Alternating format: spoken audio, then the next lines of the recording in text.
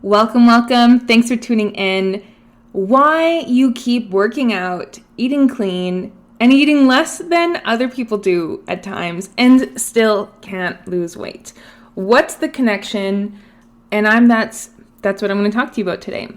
I completely understand. I have been there myself. I battled with, binge eating and had gained 40 pounds within a year and and then I started to just eat really, really clean and then work out all the time, and still that didn't make me lose weight either. And it wasn't until I learned the things I'm going to share with you today that helped me finally release weight and come back to a healthy body weight that I'm happy with, hourglass shape, okay? And why I say hourglass as well is because our hormones impact the way that fat is deposited in the body. So if you have more estrogen, for example, you're going to have likely more weight around the hips and the thighs and cortisol around the abdomen.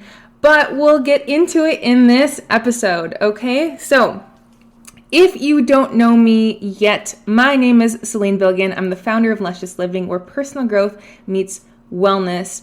And again, you're in the right place. If you are listening to the podcast, I want you to click the download and subscribe. If you're watching on YouTube, download, or I guess you can't download, but I want you to subscribe and hit the like button so you can stay tuned for more videos like this.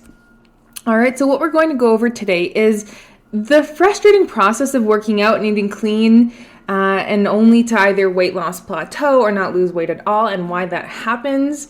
I want to speak with you about what's happening in your body as well at that time, and then ways you can manage these hormones, okay?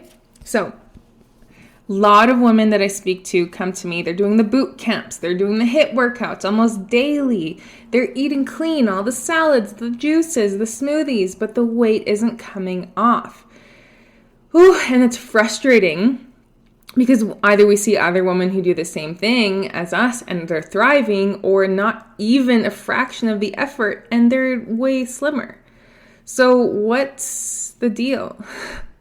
Well, I want to tell you about the factors that are causing you to gain weight despite your best efforts, okay? So whether you're stressed out about weight loss, measuring, over-exercising, under-eating, overeating, stressed at work, etc., that all plays a role in this, okay? And so I want to chat with you first and foremost about a hormone called cortisol. And it's produced in your adrenal glands, which sits on top of our kidneys. They're actually really, really small. And they produce not only cortisol, but DHEA and adrenaline. So these are the things that keeps us going.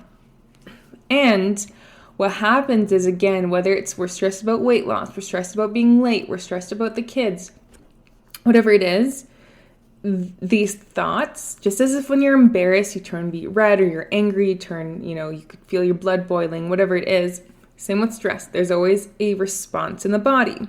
And so increased stress will stimulate our adrenal glands to produce more and more of these hormones. And when the stress subsides, the hormones levels typically stabilize, but sometimes the hormone levels remain intact for long periods of time and they have negative impacts on our body, or we just never really give it a chance to stabilize long term, because if it's, first thing in the morning we're stressed out, and something in the afternoon that your boss says, and then you're on your way to work, or however it is, maybe you're at home listening to this and you still have your own version of stress. So, in relation to cortisol, there is a link with weight fluctuation, because both an excess or deficiency of cortisol can impact blood sugar levels and thyroid function, okay? And this will trigger weight fluctuation and symptoms of low metabolism. And so we're going to go into that. But first, some major stressors that might lead to cortisol imbalance. Maybe emotional imbalance. This is a big one. Do not underestimate the emotional side of this. But insufficient sleep will also trigger cortisol. Insufficient sleep is also going to get your ghrelin and leptin levels imbalance as well. So you're going to be hungrier, you're going to want to eat more as well, and your body's not going to really have the deciding factor when you're full. It's going to take longer, and not having enough sleep in this way is connected to weight. And then, of course, usually we're stressed out, so we're not able to sleep, or we're stressed out because we didn't get enough sleep. And so that all plays a role. Same with excessive sugar and carbohydrate intake. So typically we reach for these foods when we are feeling stressed out as well, because actually sugar triggers the dopamine receptors in the body, and carbohydrates make us feel good. They help to release serotonin. Okay, so if we're constantly doing this, we're doing a yo-yo on our blood sugar. So imagine your blood sugar as a roller coaster. You want it to be stable, but most people, if they're, whether it's the mood or whether it's what they're eating, if you have some cereal or a bagel, your blood sugar is going to go up and then going to crash back down because it doesn't give you a lot of energy long term.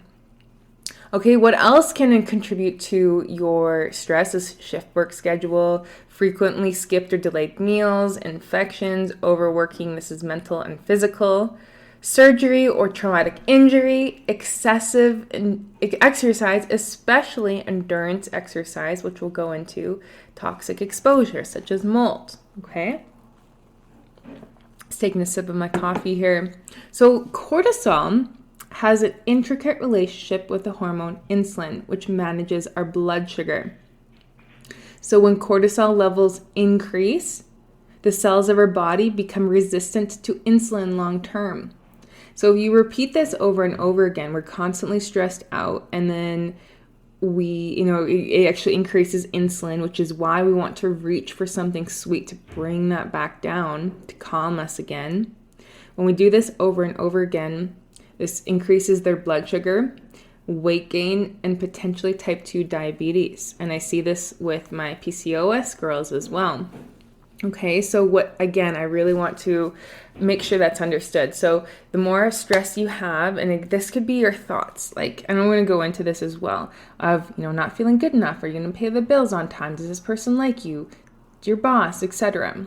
Okay, those thoughts can increase cortisol, not eating enough, not eating the right things, and then we increase insulin, and then just as a diabetic happens as well, the person will have diabetes, you become resistant to insulin. So meaning when you start to secrete insulin, your body doesn't do anything anymore, it doesn't respond, or it's a lot slower to. And on the other hand, we can also have a cortisol imbalance where it's just the same thing as insulin, but it's that we don't respond to cortisol as well. And so that's in excess. When these cortisol levels drop, it's known as adrenal exhaustion. And then again, if blood sugars levels decrease, this can create something called hypoglycemia linked to weight loss and lower stress tolerance. So both high and low cortisol can trigger symptoms of low metabolism, such as feeling fatigued, depressed, cold, experience decreased memory, and poor concentration. Then insert the thyroid. Okay, this is so important because you can go to any doctor, whatever, and say that maybe that your thyroid hormones are off. But at the end of the day, if you do not impact and if you do not address stress, the thyroid is just a symptom of what's actually happening. So proper thyroid function helps to maintain a healthy metabolism, but both high and low cortisol levels can impact the conversion of thyroid hormone from its inactive form to its active form. And this can lead to low thyroid, which will cause or could potentially cause weight gain symptoms and other symptoms of poor metabolism. Okay? And so cortisol affects us all differently. Okay, so it might affect your skin, it might affect your hormones, it might affect your sleep, and at different times. But these are some of the most common symptoms to look for. Number 1 is disrupted sleep. 2, fatigue. 3, increased appetite. I don't know about you, but when I'm stressed, I want to eat all the foods. Number 4 is blood sugar problems. Number 5 is weight gain and increased belly fat. That's a big one. 6 is increased inflammation. 7 is a weakened immune system. We do see that the more stress we have, the weaker our immune system is. And mood swings. Okay? And again, if you're stressed, then you're not able to sleep as much. You're not able to recover. And then we end up having weight gain because, again, I want to just summarize. Either the stress affects our thyroid, so you actually might have a lowered metabolism because of your stress. It's not because your thyroid is inherently deficient in anything. I mean, there might be, of course, some micronutrients you want to look for, like iodine to have in your diet and selenium. So again, that the stress can impact your thyroid. It can impact your sleep, which will then affect your leptin and ghrelin levels. You will also likely, be reaching for foods that you didn't plan for. And then you're going to, maybe you end up going to fast food or just having something quick like a bagel. And then that will play with your blood sugar roller coaster as well as those foods are never super nutrient dense either. So you're going to be increasing your calories. And then there's an intricate relationship with estrogen and testosterone and cortisol as well. It's just really, I want you just to know the more stressed we are, the more those other hormones become imbalanced as well. Okay, so it becomes harder to lose weight. So knowing that, that's really what I took on. And I started to increase these things that I'm about to talk to you, how I started to decrease my stress and cortisol, bring my other hormones back to balance, and then I lost weight. And this is the same with my clients as well. Okay, and so what you can begin to do is first and foremost by managing your perception and eliminating triggers. And what I mean by that is stress is really a perception. If I told you that, sometimes I say this example in corporate wellness talks, if I were to all of a sudden take a hammer and hammer your hand, you would be pretty darn pissed with me. You'd go to the hospital, you'd probably never talk to me again. But if I told you that I'm going to give you $1 million and a flight to wherever you want, if I put the hammer on your head, or your hand, you would say, okay, fine, let's do this. Okay. And so why I bring this up is because of the perception. If you know that there's going to be some sort of reward or something beneficial for you at the end, then you're more likely to perceive that stress in a different way.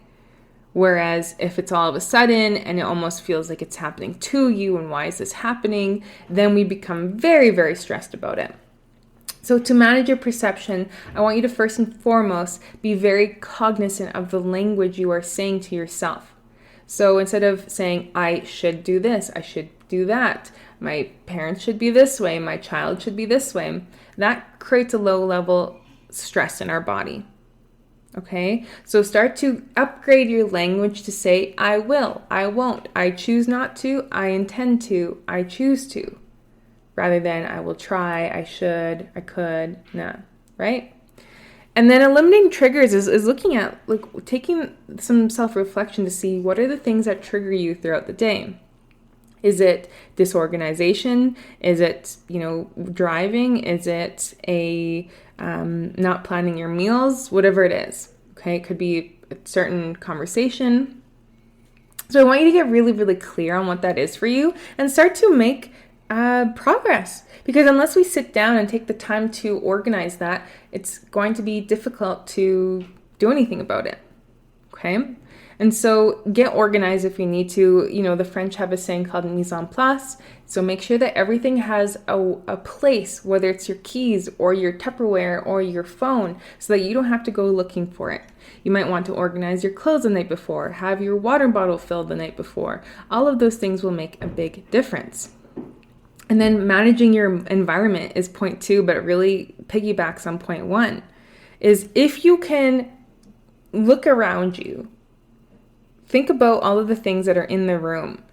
Do they serve you and your mental health, your physical health? If you, for example, have plants and pictures and a vision board, that's going to serve you rather than having, chips right beside you and the games or the TV, right? And so create a curated environment where it's conducive to focus, it's conducive to your mental health. Next is meditation. So this is something that I had struggled with, and to be honest, I still kind of do. It's still something I have to force myself to do. But we do see that meditation activates the body's relaxation response through the HPA axis, which is the central stress response system. This will lower cortisol and slow your breathing rate. It'll relax your muscles and reduces blood pressure. You don't always need to even sit down and do it, though I do recommend that, but really just being mindful of your breath at any given time. Okay, so next time you're feeling stressed, just take a breath, okay?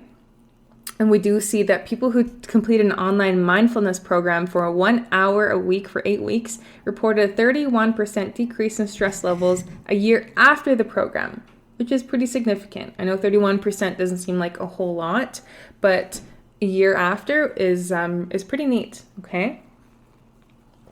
And then we do see one study found that women who were able to describe and accept their stressor had lower cortisol levels. Next one is swapping intense workouts for gentle exercise. I know you're not all going to love this, okay? But the length and intensity of your workouts have a big impact on your cortisol levels. So high intensity exercise, around 80% of your maximal oxygen uptake, even when it's done for only 30 minutes, significantly elevates cortisol levels. So consistent long duration exercise also raises your cortisol levels. And when scientists study cortisol concentrations in the hair of endurance athletes, they found higher concentrations than in non-endurance athletes. So lower intensity workouts, on the other hand, like yoga, can reduce cortisol levels by deactivating the stress response. And they also decreases norepinephrine. So if you are someone who loves your long runs and HIIT workouts, you might want to time it so it's around your follicular phase and ovulatory phase and not during your luteal and menstrual phase. You also might want to cut it out for, maybe if you do HIIT workouts 4 times a week, maybe you do 3 to 2 times a week, and then see if you actually have better results. I would recommend to do strength training or Pilates or walks, swimming, biking instead, really just being active. I really, really would be curious to know if any of you listen to this and actually have better results after, okay? This next one might sound counterintuitive, but having a small amount of healthy carbs like quinoa, squash, sweet potatoes, brown rice can actually help to regulate blood sugar levels. Because cortisol, as you know by now, and insulin have an inverse relationship. So when cortisol is high, insulin's low, so that if you have a healthy carb in the evening, it can actually increase a bit of your insulin, which is okay, and it lowers your cortisol. This will help you relax. Just make sure, again, it's a complex carbohydrate. This is not bagels or white bread or white rice, okay? Excuse me. This next one is getting outside. In North America, where I am recording from Calgary specifically, it gets pretty darn cold out in the winter. But I heard a phrase that changed my life, and it's, there's no bad weather, only bad gear. So if you need to bundle up, get your long johns and your base layers, go ahead and do that. In Japan, actually, there's something called shirin-yoku, where they have prescribed people to forest bathe to decrease stress levels, okay? And so in a study, researchers had a group of people spending time walking through a forest one day and through a city the next day. And of course, the results found that the forest environment promoted lower cortisol levels, lower blood pressure, and lower pulse rate than in the city environment.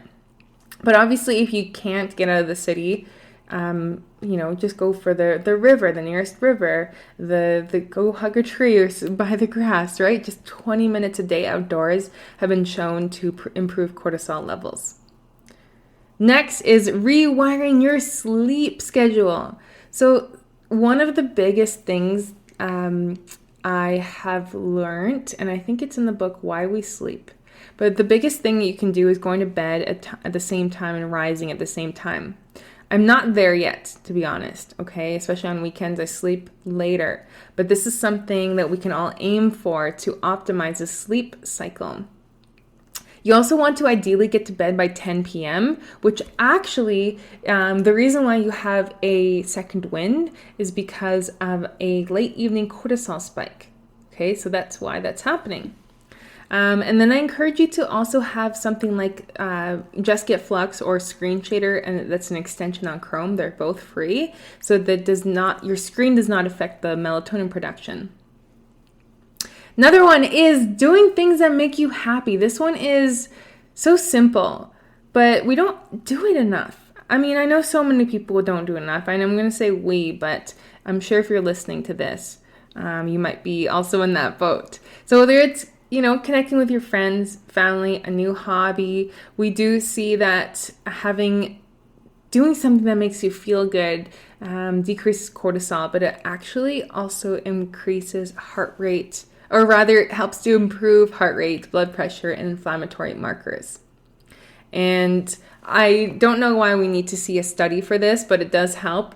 But we found that laughter can decrease stress. And I'm huge on watching, whether it's prank videos or Kevin Hart or a comedian, stand-up comedian online. I love it. Next one is trying an adaptogenic herb. So adaptogens are a group of fungi and plant-derived compounds that help the body to adapt to stress. And I think these are so amazing because we see something like ginseng, the really good kind of ginseng, or these adaptogens are really revered because of their ability to withstand their environment. And so imagine taking the essence of these plants and really taking that on yourself. Okay, and there are at least 16 different proven adaptogenic herbs that can lower cortisol. So make sure that if you talk to your doctor or naturopath, just, make sure you do your research before you take any of these. I'm not your doctor, but those herbs are ashwagandha, astragalus, licorice root, holy basil, medicinal mushrooms, including reishi and cordyceps, and rhodiola. Okay, so I'd look into the other ones as well and see what you can do for yourself and really incorporate it into your life. I personally use astragalus, ashwagandha, medicinal mushrooms. I've used licorice root a lot. Actually, all of them. Now I'm just looking through my list again. Okay. Next one is following an anti-inflammatory diet. So it's low in processed foods, high in antioxidants, fiber. Okay, not the so essential nutrient that's forgotten about. It's not sexy, but it's one of the most important. Okay, and these nutrients, as well, are so important for balancing hormones, controlling cravings, and getting you on the right track. Making sure that you have probiotic foods like yogurt, kefir, cultured veggies. Okay, these help to increase GABA and serotonin, which is our natural anti-anxiety and natural feel-good neurotransmitter. We also see healing prayer is very fascinating. Okay, so you don't have to be religious. Even having a prayer for yourself or the world actually show that there are significant reductions in cortisol. Something else I really, really love and recommend is acupuncture. Acupuncture has been trusted for thousands of years in Chinese medicine, and it's helpful for symptoms like muscle or joint pain, headaches, fertility problems, sleeping, poor circulation, and so much more. I find I really, really get into a beautiful relaxation response when I do acupuncture. Okay, and another one that you might want to try is essential oils. There are some essential oils and their terpenes have been shown in different studies that help with our mood and fighting off stress. Okay, so some you may want to look into is lavender, myrrh, frankincense, bergamot, for example. And these contain these potent ingredients that really, really can help with our sleep, our digestion. And of course, I'm not saying to ingest these by any means. This is external, and I do recommend doing your research on that. And lastly, we talked a little bit about sleep, but I want to just make sure that you have your circadian rhythm in line. So, you're waking up with the sun, you're getting at least 20 minutes of sunshine on your skin for the vitamin D production, and then, winding down at the rhythm of the sun as well. Of course, during winter and summer, you're going to have it a little differently, but really getting the circadian rhythm in line, having sleep hygiene, so you're giving your body cues to be able to go to bed, whether you have a cup of tea and you're reading, just slowly start to wind down. We do see that 20 minutes is actually the optimal time to sleep in, the temperature. I mean, I live in Calgary, as I mentioned, and sleep with the window open all year long, but it's personal choice, but I love it in there when it's cool.